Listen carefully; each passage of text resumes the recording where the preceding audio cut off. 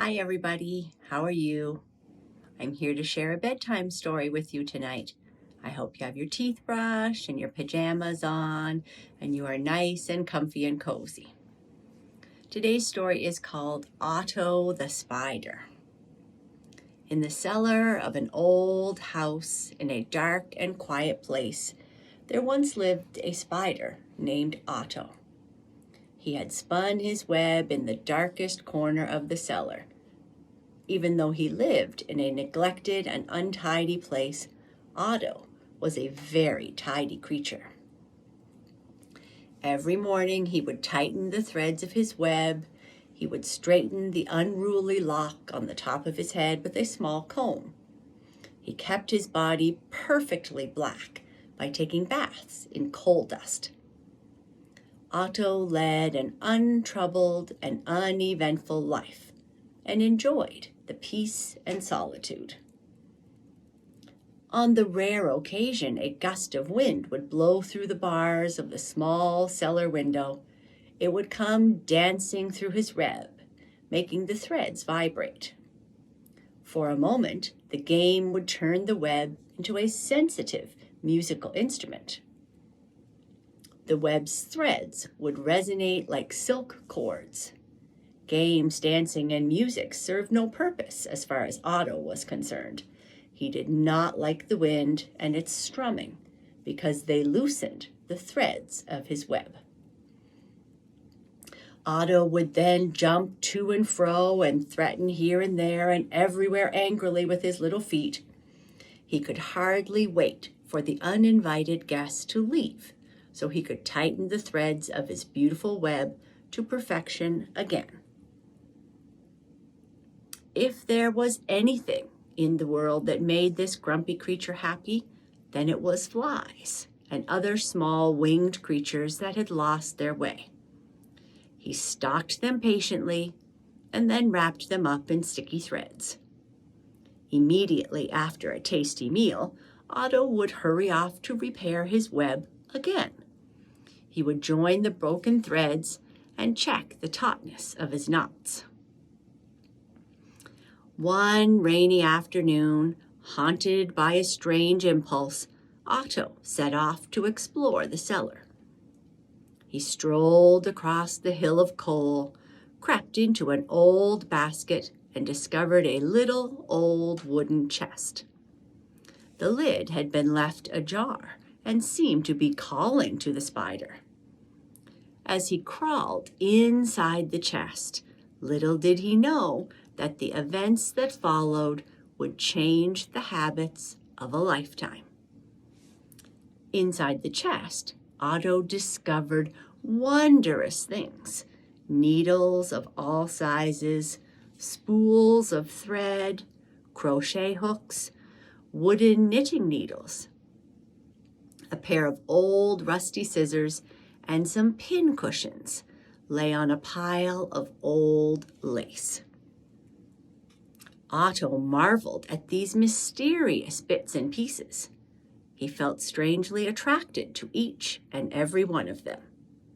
Suspicion and caution were forgotten, and curiosity got the better of him, so he crawled into every nook and cranny of the chest to have a closer look at each and every object. Suddenly, he stepped into something horrible, something unbearably untidy. In fact, something disgusting and brightly colored. "Ah!" screamed Otto in horror and fell straight into the middle of this disgusting something. Otto was trapped. He started shaking his little feet, and some of the threads seemed to come alive, winding themselves around the spider's body. Out of his mind, he closed his eyes and imagined he was struggling with the monster of the cellar. The more he struggled, the more he became caught. The spider felt as helpless as a fly caught up in a web. "Help!" he gasped. His cry echoed through the rooms of the empty cellar. Who could possibly help this lonely creature? Suddenly, a strong gust of wind blew through the chest. The wind's invisible fingers grabbed the monster and started shaking it and tearing its feelers apart. Slowly, the pressure around Otto disappeared, and the threads flew in all directions. Only 2 threads remained and wrapped around Otto's body. They now looked more like decoration than the scary feelers of a monster. Phew! Otto was saved. The wind laughed as it blew through the chest and flew away. "Hey, friend!" shouted Otto to the wind. "Thank you, my friend!" Once again, Otto was all alone. He looked around in wonder and amazement. He was surrounded by threads of all colors and sizes. Zigzag reds, wavy greens, dotted yellows, straight grays, and twisting blues. What Otto had thought was a terrible monster was only a tangled ball of old wool. The little creature suddenly felt mysteriously inspired. He started to gather the woolen threads and began weaving them with his deft little feet. Soon, a brand new and cheerful web made of leftover pieces of wool had turned the drab gray cellar into a blaze of color. Today, Otto can often be found sitting on this new, brightly colored web where he entertains his guest. The wind is happy.